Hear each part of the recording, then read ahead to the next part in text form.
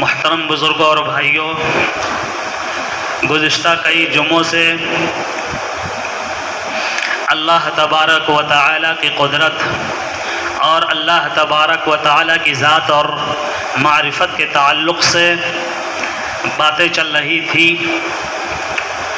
کہ دنیا کے اندر اتنا ظلم ہو رہا ہے، ظالم دندنا رہا ہے، اور اللہ تبارک و تعالی نے دنیا کو بنایا، لیکن اللہ تبارک و تعالی دنیا کو بنانے کے بعد ایسے تمام طرح کی ظلم و زیادتی کو کیسے برداشت کر رہا ہے، کیسے بڑے بڑے مشرکوں کو، کیسے بڑے بڑے منکروں کو، ظالموں کو اور تمام طرح کے جرائم کا ارتکاب کرنے والوں کو اللہ کیسے برداشت کر رہا ہے اور کیوں کر رہا ہے، اس تعلق سے باتیں چل رہی تھی۔ ظاہر سی بات ہے کہ ذہن میں آنے والی بات ہے، کوئی اپنے گھر میں اگر کوئی صحیح ٹھیک ٹھاک کا آدمی ہو تو اپنے گھر میں اپنے منشا اور اپنی مرضی کے خلاف اپنے گھر کے افراد کو پسند نہیں کرتا ہے، اپنی اولاد کو نہیں پسند کرتا ہے کہ ہماری اولاد صحیح راستے پر نہ ہو، غلط راستے پر چل رہی ہو، اور وہ لوگ شرابی ہوں، زناکار ہوں، تمام طرح کے خرافاتی ہوں، وہ اپنے گھر میں ایسے لوگوں کو نہیں برداشت کرتا ہے، بلکہ وہ صاف صاف کہہ دیتا ہے کہ یا تو یہ غلط چیزوں کو چھوڑ دو، صحیح راستے پر آ جاؤ، یا میرے گھر کو چھوڑ کر کے چلے جاؤ۔ ایک صحیح اور صحیح مزاج کا انسان جو ہے اپنے گھر کے اندر ایسے غلط لوگوں کو برداشت نہیں کرتا ہے۔ تو اللہ تبارک و تعالی نے دنیا کو بنایا، اور دنیا میں اتنا کچھ ہو رہا ہے۔ 80 سال سے ایک خاص لوگوں کو کچلا جا رہا ہے، ان کا خون بہایا جا رہا ہے، اس طرح سے ان کے اوپر ظلم کیا جا رہا ہے کہ ناقابل برداشت ہے، دیکھا نہیں جاتا ہے۔ اس طرح سے ان کو بھوک اور پیاس سے تڑپایا جاتا ہے، ان کے جسم کے ہڈیوں کے ڈھانچے نظر آتے ہیں کچھ نہ کھانے کی وجہ سے، کچھ غذا نہ ہونے کی وجہ سے کنکال ہو چکے ہیں، اس طرح کا ان کا جسم ہے۔ بچے ہیں، چھوٹے چھوٹے معصوم بچے کھانے اور پینے کے لیے ترس رہے ہیں، بلبلا رہے ہیں کھانے کے لیے، لیکن انسان ایسا جانور بن چکا ہے، اور جن کو اللہ نے حکومت دیا ہے، طاقت دیا ہے، جن کے پاس پیسے کی کوئی تھا نہیں ہے، وہ دوسری چیزوں میں بے پناہ پیسہ خرچ کرنے کے لیے تیار ہیں، دوسرے لوگوں کی مدد کرنے کے لیے تیار ہیں، بلکہ ہر جگہ اپنی رقم، اپنی دولت دینے کے لیے تیار ہیں۔ لیکن ایسے لوگ جو مظلوم ہیں، جو پریشان ہیں، جو لاچار ہیں، جو ضرورت مند ہیں، جو ایک ایک نوالے کے محتاج ہیں، جو کھانے اور پینے کے لیے ترس رہے ہیں، بھوک اور پیاس سے تڑپ رہے ہیں، بلبلا رہے ہیں، ایسے لوگوں کی طرف ان کی نظریں نہیں جاتی ہیں، ان کا دھیان نہیں جاتا ہے، ان کی توجہ نہیں جاتی ہے۔ انسانیت ختم ہو چکی ہے۔ یہ ایسا ماحول جو ہے اس وقت آج ہمارے زمانے میں ہے، اور ہم سب اس ماحول سے گزر رہے ہیں۔ بلکہ حال یہ ہے کہ آج جو اللہ کا گھر ہے، اللہ کے گھر کو گرانے کی کوششیں ہو رہی ہیں۔ وقف کے خلاف قانون بنا کر کے 1,23,000 مسجدیں ان کے نشانے پر ہیں، اور ان مسجدوں کو وہ مسمار کر کے اللہ کے گھر کو ختم کرنے کی پوری ان کی پلاننگ ہے، اور کر بھی رہے ہیں، ان کی کوششیں چل رہی ہیں۔ بلکہ کانپور میں ابھی جلدی کا نیوز ہے کہ وہاں کچھ لوگوں نے آئی اللہ محمد لکھ کر کے ایک بورڈ لگایا۔ اس کا مطلب یہ ہوتا ہے کہ اے محمد صلی اللہ علیہ وسلم، ہم آپ سے محبت کرتے ہیں، آپ سے ہم آپ پر دل و جان نچھاور کرتے ہیں۔ اس طرح کا ایک بورڈ بھی برداشت نہیں کر رہے ہیں لوگ، بلکہ جنہوں نے جو ایسا لکھا ہے یا لگایا ہے ان کے خلاف کیس ہو جا رہا ہے، ان کو جیل کے سلاخوں میں ڈالا جا رہا ہے۔ اتنا بھیانک ماحول، جبکہ ہمارا عقیدہ یہ ہے اور ہماری سوچ یہ ہے کہ اللہ تبارک و تعالی بہت جلد فیصلہ فرمانے والے ہیں، اس لیے کہ ہر چیز کو اللہ برداشت کر سکتے ہیں، لیکن اپنے محبوب نبی کی شان میں گستاخی کو اور اپنے محبوب حضرت محمد صلی اللہ علیہ وسلم کے تعلق سے سے کسی طرح کے ظلم کو، کسی طرح کی زیادتی کو اللہ نہیں برداشت کرے گا۔ اپنے آقا محبوب کے تعلق سے ہرگز اللہ صبر نہیں کرے گا۔ بہت جلد جو محبوب کے تعلق سے لوگوں کی اس طرح کی گستاخیاں ہیں، دنیا میں بھی کوئی کسی سے محبت کرتا ہے تو اپنے محبوب کے تعلق سے کسی طرح سے وہ روا نہیں رکھتا ہے، وہ ظلم برداشت نہیں کرتا ہے، صبر نہیں کرتا ہے۔ اللہ تبارک و تعالیٰ اپنے محبوب نبی حضرت محمد صلی اللہ علیہ وسلم کے تعلق سے جنہوں نے اس طرح کی حرکتیں کی ہیں، کر رہے ہیں اور کریں گے، اللہ تبارک و تعالیٰ انشاءاللہ جلد فیصلہ فرمائیں گے، اس لیے کہ یہ حضور کا معاملہ ہے، محبوب کا معاملہ ہے، ایسے چہیتے کا اور پیارے کا معاملہ ہے کہ جس کے صدقے میں اس دنیا کو اللہ نے بنایا ہی ہے، اس کائنات کو اللہ نے بنایا ہی ہے، انسان اور تمام طرح کی مخلوقات کو اللہ تبارک و تعالیٰ نے انہی کے طفیل میں وجود بخشا ہے۔ تو ایسے شخص کے تعلق سے کس طرح کی کوئی گستاخی انشاءاللہ اللہ برداشت نہیں کرے گا، اللہ ضرور کوئی فیصلہ کرے گا۔ لیکن یہ سب کچھ جو ہو رہا ہے اور کوئی فیصلہ نہیں آ رہا، اس تعلق سے باتیں چل رہی تھی کہ اللہ تبارک و تعالیٰ نے دنیا کو بنا دیا اور دنیا میں تمام طرح کے ظلم اور زیادتی اور تمام طرح کی پریشانیاں بھری ہوئی ہیں، لوگ پریشان ہیں، لوگ پریشانیوں سے جھیل رہے ہیں اور جوجھ رہے ہیں۔ اللہ تبارک و تعالیٰ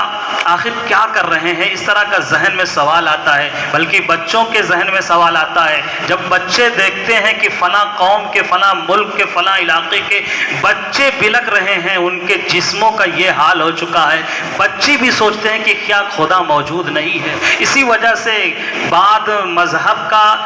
مذاہب کا یہ عقیدہ بن گیا کہ کوئی خدا نہیں ہے، کوئی گاڈ نہیں ہے، اس لیے کہ خدا ہوگا، گاڈ ہوگا تو ضرور فیصلہ کرے گا، وہ دنیا کے اندر یہ سب چیزوں کو برداشت نہیں کرے گا، سب کو ختم کر دے گا، اس کا انتقام آئے گا، ظالموں کو تہس نہس کر دیا جائے گا۔ اس کا مطلب یہ ہے کہ کوئی خدا ہے ہی نہیں، کوئی گاڈ نہیں ہے، بلکہ یہ دنیا کا نظام ایسے ہی چل رہا ہے۔ اسی لیے بہت سے ایسے منکر خدا بھی پیدا ہو گئے، ان کا عقیدہ خدا سے انکار کا ہوا اور وہ خدا کے منکر ہیں، خدا کا انکار کرتے ہیں، ایسے بھی لوگ ہیں۔ اور بعض لوگوں کا تو یہ عقیدہ بن گیا آواگان کا عقیدہ کہ یہ جو کچھ ہو رہا ہے، انہوں نے اپنی پہلی جنم میں کچھ ایسا پاپ کیا تھا، کوئی ایسا گناہ کیا تھا، کچھ ایسی غلطیاں کی تھی کہ اسی کی سزا دی جا رہی ہے اور وہی اس کا انجام ہے، وہی اس کا بدلہ مل رہا ہے۔ پہلے جنم میں انہوں نے فلاں غلط کام کیا تھا، اس وجہ سے یہ سب کچھ ہو رہا ہے۔ اس کا یہ عقیدہ، غلط عقیدہ بھی پیدا ہوا، یعنی پہلی اور دوسری جنم کا تصور اور خدا کے تعلق سے آواگان کا تعلق، یہ تصور پیدا ہوا۔ اور بعد مذہب میں تو یہ یہاں تک کہ جو ہے عقیدہ پیدا ہو گیا کہ اللہ یا گاڈ، خدا انتقام لے رہا ہے، اللہ کو غصہ ہے، کسی چیز کی وجہ سے اللہ کو غصہ ہے اور غصے کی وجہ سے اللہ تعالیٰ چھوڑ دیا ہے کہ جو چاہے جس کو ستائے، جو چاہے جس کو مارے، جو چاہے جس کو جو ہے کچلے اور پریشان کرے۔ اللہ تبارک و تعالیٰ کو غصہ ہے، انتقام کا یہ معاملہ ہے اور ماحول ہے۔ اسی وجہ سے بعض لوگوں کے یہاں بہت سے واقعات اور قصے اور جو کہانیاں اور ان کے جو ہے واقعات ہیں، وہ اسی طرح کے، اسی قسم کے، اسی نوعیت کے ملتے ہیں۔ کہتے ہیں کہ فلاں بھگوان نے ایسا کیا، اس کو غصہ آیا تو یہ ہو گیا، وہ ہو گیا، فلاں جو ہے صاحب کو غصہ آیا، فلاں بڑے آدمی کو غصہ آیا تو انہوں نے ایسا کیا۔ یہ اس چیز کا، اس جیسے کا تصور جو ہے انسانوں کے ذہن میں آ جاتا ہے۔ اور صحیح خدا کا تعارف، اللہ کیا ہے، اللہ کی حقیقت کیا ہے، اللہ کی حکمت کیا ہے، اللہ کیوں نہیں فیصلہ کر رہے ہیں، اللہ کیوں نہیں ظالموں کی پکڑ کر رہے ہیں، کیوں نہیں ان کو نیست و نابود کر رہے ہیں، اللہ کا صحیح تعارف انسانوں کے اندر نہ ہونے کی وجہ سے اس طرح کے شکوک اور شبہات اور اعتراضات انسانی دماغ میں، انسانی ذہن میں، خیالات میں جنم لیتے ہیں۔ جب انسان کا نقطۂ نظر اور نقطۂ ذہن بدل جاتا ہے، اللہ کی ذات اور اللہ کی معرفت اس کو حاصل ہو جاتی ہے، تو اس کے سوچنے اور اس کا تصور کا زاویہ بدل جاتا ہے، پھر وہ صحیح سوچتا ہے اللہ کے تعلق سے۔ اور اللہ تبارک و تعالیٰ نے اپنا تعارف کرانے کے لیے، اپنے آپ کو بتانے کے لیے کہ اللہ ہے کیا، اللہ کون ہے، کم و بیش 1.25 لاکھ پیغمبر دنیا کے اندر اللہ تعالیٰ نے تعارف ہی کے لیے بھیجا، اور ہر پیغمبر آئے انہوں نے اللہ کا پتہ بتایا، اللہ کی ذات کے تعلق سے، اللہ کی معرفت بندوں کے اندر، انسانوں کے اندر، بھٹکے ہوئے لوگوں کے اندر پیدا کرنے کی انہوں نے کوششیں کی۔ لیکن تقریباً ہمارے نبی کے علاوہ تمام پیغمبروں کے یہاں معاملہ یہ ہوا کہ ان کو یا تو لوگوں نے تسلیم نہیں کیا، ان کو قتل کر ڈالا، یا چند لوگوں نے ان کو مانا اور ان کی باتوں پر لبیک کہا، اور انہوں نے جو کچھ بتایا اللہ کے تعلق سے اس پر ایمان لایا اور اس پر یقین کیا۔ لیکن اکثر لوگوں نے ایمان نہیں لایا، پیغمبروں کی باتوں کی تصدیق نہیں کی۔ اللہ تبارک و تعالی نے پیغمبر کو حکم دیا کہ جو آپ پر ایمان لے آئے ہیں اور جو لوگ بھی میری وحدانیت کا اقرار کرنے والے ہو گئے ہیں، ان کو لے کر کے فلاں جگہ چلے جائیے، فلاں علاقے کی طرف چلے جائیے، اس لیے کہ اب یہ لوگ بچیں گے نہیں۔ اور اللہ کا پہلے کا معاملہ، پہلی قوموں کے ساتھ یہی معاملہ اللہ کا رہا ہے کہ ان کو اللہ نے عذاب بھیج کر کے تباہ کر دیا، ان کو ختم ہی کر دیا۔ کوئی ایسی قوم قرآن میں جو ہے صاف طور پر اللہ تبارک و تعالیٰ نے بیان فرمایا کہ کسی پیغمبر کے قوم کا معاملہ ایسا نہیں رہا کہ اس کو بچا لیا گیا، بلکہ سارے قوموں کو اللہ تبارک و تعالیٰ نے تباہ کر دیا، ان کو برباد کر دیا، ان کو نسلوں کو ختم کر دیا۔ اس لیے کہ اللہ تبارک و تعالیٰ دو چیزوں کو نہیں برداشت کرتا ہے، ایک شرک کو اور ایک ظلم کو اللہ نہیں برداشت کر سکتا ہے۔ یہ اللہ کا شروع میں یہ اللہ کا اور قوموں کے ساتھ معاملہ رہا، لیکن صحیح تعارف اللہ کا، صحیح معنوں میں اللہ کی معرفت جو بندوں کو حاصل ہوئی، وہ آخری نبی حضرت محمد صلی اللہ علیہ وسلم کے ذریعے سے اللہ تبارک و تعالیٰ نے اپنے چہیتے پیارے نبی حضرت محمد صلی اللہ علیہ وسلم کو رحمت للعالمین بنا کر کے دنیا کے اندر مبعوث فرمایا، بھیجا، اور اللہ کے رسول صلی اللہ علیہ وسلم کی تعلیمات اور اللہ کے رسول صلی اللہ علیہ وسلم کی احادیث اور قرآن کے ذریعے سے، احادیث نبویہ کے ذریعے سے، حضور اکرم صلی اللہ علیہ وسلم کی تعلیمات کے ذریعے سے انسانوں کو اللہ کا صحیح تعارف معلوم ہوا، اللہ کے تعلق سے اللہ کی معرفت انسانوں کو حاصل ہوئی۔ اللہ کے رسول صلی اللہ علیہ وسلم دنیا کے اندر رحمت للعالمین بنا کر بھیجے گئے، آئے دنیا میں بہت پاک مکرم بن کر، کوئی آیا نہ مگر رحمت عالم بن کر۔ دنیا میں بہت سے پیغمبر آئے، لیکن کوئی رحمت عالم بن کر کے اللہ تعالیٰ نے کسی کو نہیں بھیجا۔ یہ آخری نبی حضرت محمد صلی اللہ علیہ وسلم کو اللہ تعالیٰ نے رحمت عالم پوری دنیا کے لیے، یہ ایسا نہیں کہ صرف مسلمانوں کے لیے اللہ کے نبی رحمت بنا کر کے بھیجے گئے تھے کہ مسلمانوں کے ساتھ اچھا ہوگا، لیکن رحمت عالم فرما گئے، رحمت للعالمین۔ اس میں کوئی مشرک بھی ہو، کافر بھی ہو، خدا کا منکر بھی ہو، نبی کا بھی منکر ہو، نبی کا گستاخ ہو، سب کے لیے رحمت ہے، سب کوئی بچا ہوا ہے تو اللہ کے رسول صلی اللہ علیہ وسلم کی رحمت کے سائے تلے وہ بچا ہوا ہے۔ ورنہ اللہ کا معاملہ اس سے پہلے ایسا نہیں تھا، اللہ مشرکوں کو ختم کر دیتا تھا، کافروں کو ختم کر دیتا تھا، ظالموں کو تہس نہس کر دیتا تھا، لیکن اللہ کے رسول صلی اللہ علیہ وسلم کے رحمت للعالمین کی طفیل ہے کہ سب کوئی بچا ہوا ہے اور قیامت تک بچا رہے گا، اس لیے کہ صاف اللہ کا فیصلہ ہو گیا ہے کہ اپنے محبوب نبی کی برکت سے، ان کے صدقے طفیل میں اب کسی پر اجتماعی عذاب آسمان سے نہیں اترے گا، اب اجتماعی طور پر کسی کو تباہ نہیں کیا جائے گا، برباد نہیں کیا جائے گا۔ آج جو کچھ ماحول دیکھ رہے ہیں وہ یہی ہے کہ اللہ کے رسول صلی اللہ علیہ وسلم کی رحمت کا سایہ ہے، اس سائے میں ہر مشرک بچا ہوا ہے، ہر کافر بچا ہوا ہے، ہر منکر خدا بچا ہوا ہے، ہر ظالم بچا ہوا ہے، ورنہ اللہ تبارک و تعالی ظلم کو ان الشرک لظلم عظیم، اللہ تبارک و تعالی نے فرمایا ہے کہ شرک یہ سب سے بڑا ظلم ہے، سب سے بڑا فساد اور تباہی ہے، سب سے بڑا بگاڑ ہے جو مشرک جو شرک کرتا ہے اللہ کے ساتھ۔ اللہ تبارک و تعالی سب برداشت کر لیتا ہے لیکن شرک نہیں برداشت کرتا ہے۔ قرآن میں ہے قرآن میں اللہ تبارک و تعالی نے فرمایا ہے تکاد السماوات یتفطرن منہ وتنشق الارض وتخر الجبال هدا ان دعوا للرحمن ولدا۔ صرف ایک عقیدے کا بگاڑ ہوا، وہ عقیدہ کیا تھا؟ عیسیٰ مسیح کرسچن کے ماننے والے، ان کا یہ تصور ہو گیا اللہ کے تعلق سے کہ عیسیٰ علیہ السلام اللہ کے بیٹے ہیں۔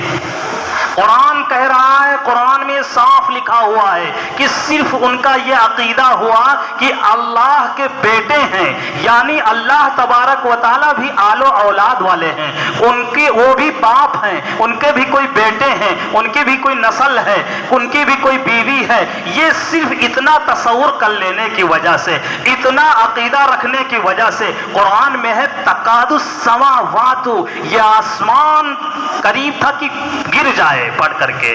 تکاد السماوات یتفطرن منہ وتنشق الارض وتخر الجبال هدا، اور یہ زمین پھٹ جائے، اور یہ اتنا بڑا بڑا پہاڑ ہے، یہ پہاڑ ریزہ ریزہ ہو جائے، صرف اسی عقیدے کی بنیاد پر کہ جنہوں نے تصور کر لیا کہ اللہ کی بھی کوئی اولاد ہے، اللہ کا بھی کوئی بیٹا ہے۔ یہ اللہ تبارک و تعالی شرک کو ہرگز نہیں برداشت کر سکتا ہے۔ اللہ تبارک و تعالی کے حکموں پر کوئی عمل نہ کرے، نماز نہ پڑھے، روزہ نہ رکھے اور زکوٰۃ نہ ادا کرے، حج نہ کرے، اللہ کے جتنے بھی احکامات ہیں اس کا منکر نہ ہو، اس کی تحقیر نہ کرے، لیکن وہ عمل نہ کرے، اللہ برداشت کرتا ہے۔ اللہ کو برداشت ہے سب کچھ، لیکن اللہ کی ذات کے ساتھ، اللہ کی صفات کے ساتھ کسی اور کو بھی شریک بنا لینا کہ کوئی اور بھی پاور والا ہے، کوئی اور بھی طاقت والا ہے، کوئی اور بھی روزی دینے والا ہے، کوئی اور بھی طاقت و قوت فراہم کرنے والا ہے، کوئی اور بھی مددگار ہے، کوئی اور بھی ہماری ضرورتوں کو پوری کرنے والا ہے، یہ اللہ نہیں برداشت کر سکتا ہے۔ اللہ کو یہ برداشت نہیں ہے۔ ان الشرک لظلم عظیم، اللہ تبارک و تعالیٰ نے فرمایا کہ شرک یہ ظلم عظیم ہے، سب سے بڑا ظلم ہے۔ اللہ تبارک و تعالیٰ یہ سب کچھ جو برداشت کر رہا ہے یہ حضور صلی اللہ علیہ وسلم کے طفیل، حضور صلی اللہ علیہ وسلم کے رحمت للعالمین کی برکت ہے، ورنہ پہلی قوموں کو اللہ نے تباہ کر دیا۔ اور اللہ تبارک و تعالی ڈھیل دے رہا ہے، انما یؤخرہم، اللہ مؤخر کر رہا ہے۔ اللہ تبارک و تعالی کسی پر ظلم کرے یا کوئی ظلم کر رہا ہو، اللہ برداشت کرے، دیکھتا رہے۔ اللہ کو اس کی ضرورت نہیں ہے، اللہ کو اس کی کوئی حاجت نہیں ہے، بلکہ کتابوں میں لکھا ہے کہ اللہ کو کسی کو جہنم میں ڈالنے اور اس کو سزا دینے کی بھی کوئی اللہ کو ضرورت نہیں ہے۔ اللہ کو کوئی حاجت نہیں ہے کہ کوئی جہنم میں جائے، کسی کو سزا دیا جائے، کسی پر عذاب بھیجا جائے، اس کو تباہ کیا جائے، اللہ کو اس کی کوئی ضرورت نہیں ہے۔ اللہ کا رضا یہ ہے الجنت کی شکل میں، انعام کی شکل میں۔ اللہ تبارک و تعالیٰ کی خوشی یہ ہے کہ اللہ اپنے سارے لوگوں کو جنت میں داخل کر دے، اللہ تبارک و تعالیٰ اپنے سارے لوگوں کو انعام میں داخل کر دے، ان کو ان کے اوپر انعامات جاری کرے۔ اللہ تبارک و تعالیٰ کی رضا اس چیز میں ہے، لیکن یہ انصاف کا تقاضا یہ ہے کہ جو لوگ ظلم کر رہے ہیں، زیادتی کر رہے ہیں، کسی کا حق لے رہے ہیں، حق دبا رہے ہیں، حق تلفی کر رہے ہیں، ان کا حق دلانے کے لیے، لوگوں کے ساتھ برابری کرنے کے لیے، انصاف دلانے کے لیے اللہ تبارک و تعالیٰ نے سزاؤں کو رکھا ہے، جہنم کو رکھا ہے۔ اسی کو اللہ تبارک تبارک و تعالیٰ نے فرمایا ہے فما یکذبک بعد بالدین الیس اللہ باحکم الحاکمین، کون سی ایسی چیز ہے جو روز جزا کو جھٹلانے پر تمہیں آمادہ کر رہی ہے؟ دنیا کے اندر دیکھ نہیں رہے ہو کیا ہو رہا ہے؟ اگر اللہ ایسے ہی چھوڑ دیتا کہ کوئی کسی کا پیسہ دبا لے، دولت چھین لے، کسی کو مار دے اور دنیا میں کوئی اس کا کچھ نہ کرے، مرنے کے بعد بھی اگر اس کو عدالت میں نہ کھڑا کیا جائے اور وہاں بھی اگر انصاف نہ دلایا جائے تو یہ پھر کیسے کسی کو انصاف ملے گا؟ اللہ فرما رہے ہیں یہ ضروری ہے کہ انصاف کی ایک عدالت قائم کی جائے، مرنے کے بعد وہاں ہر ایک کے حق کو ادا کیا جائے، دلایا جائے جنہوں نے جس کا حق مارا ہے، اور ہر ایک کے ساتھ انصاف کیا جائے۔ یہی روز جزا ہے۔ الیس اللہ باحکم الحاکمین، کیا اللہ تبارک و تعالی بہترین فیصلہ کرنے والوں میں سے نہیں ہے؟ یعنی دنیا کے اندر جتنے بھی فیصلہ کرنے والے، انصاف پر مبنی فیصلہ کرنے والے، عدل و انصاف کرنے والے، سب سے زیادہ اللہ تبارک و تعالی ہیں۔ اللہ تبارک و تعالی کے تعلق سے یہ سوچنا، یہ خیال لانا کہ اللہ کیوں ہونے دے رہا ہے، یہ اللہ تبارک و تعالیٰ کی ذات اور معرفت کی حاصل نہ ہونے کی وجہ سے ہے۔ اللہ تبارک و تعالیٰ نے خود فرمایا ہے، صاف اعلان کیا ہے کہ ہم جس قوم سے محبت کرتے ہیں اس قوم کو ابتلا اور آزمائش میں ڈالتے ہیں، اس کو نکھارتے ہیں۔ کتابوں میں لکھا ہے کہ یہ اس زمین ہی کی مثال لے لے، اس زمین سے جو کچھ بھی نکلتا ہے، جو کچھ بھی نکلتا ہے، سونا چاندی پٹرول کچھ نکلتا ہے، پہلے اس کو ایک مشین سے گزارا جاتا ہے، اس کا جو اس کو کندن کیا جاتا ہے، اس کو پیور خالص بنایا جاتا ہے، اس کو ایک مشین سے اور ایک مشقت کے پہلو سے اس کو گزار کر کے اس کو نکھارا جاتا ہے۔ انسان بھی تو مٹی سے ہے، انسان کے اوپر تو آزمائش یہ فطری ہے، انسانوں کے اوپر حالات کا آنا اور پریشانیوں کا آنا ایک فطری چیز ہے۔ اس میں اللہ تبارک و تعالی انسانوں کو، اپنے بندوں کو آزماتے ہیں، نکھارتے ہیں، اس کے درجات بلند ہوتے ہیں۔ جو بھی آزمائش آتی ہے اس آزمائش کے بعد اللہ تعالیٰ کا قرب ایسے بندوں کو نصیب ہوتا ہے۔ حضرت ایوب علیہ السلام اللہ تعالیٰ کے پیغمبر، چہیتے پیغمبر، کتنی مصیبتوں سے وہ گزرے، کیسے حالات آئے۔ صبر ایوب مشہور ہے، حضرت ایوب علیہ السلام کا صبر، لیکن وہ صبر کرتے رہے۔ کسی نے پوچھا کہ آپ کو تکلیف نہیں ہوتی ہے؟ آپ کے ساتھ قوم نے ایسا کیا ہے کہ کوڑے کرکٹ پہ لے جا کر کے پھینک دیا ہے، اور اس طرح کے آپ کے جسمانی حالت ہے، آپ کو پریشانی نہیں ہوتی ہے، آپ کو تکلیف نہیں ہوتی ہے؟ حضرت ایوب علیہ السلام نے جواب دیا کہ صبح اور شام میرا خدا مجھ سے باتیں کرتا ہے اور حال پوچھتا ہے، کیف حالک یا ایوب؟ اور جب اللہ مجھ سے میری حالت کو پوچھتا ہے، میری طبیعت کو پوچھتا ہے، تو مجھے اتنی خوشی ہوتی ہے کہ خالق کائنات حال پوچھ رہا ہے۔ اب جتنی بھی مصیبت ہمارے اوپر رہے، اور بھی آ جائے مصیبت، ہمیشہ مصیبت ہی رہے، لیکن پوچھنے والا خدا ہے، وہ اللہ حال پوچھ رہا ہے۔ اتنی مسرت ہوتی ہے، اتنی خوشی ہوتی ہے کہ اس پوچھنے کا انتظار ہوتا ہے۔ یہ حضرت ایوب علیہ السلام۔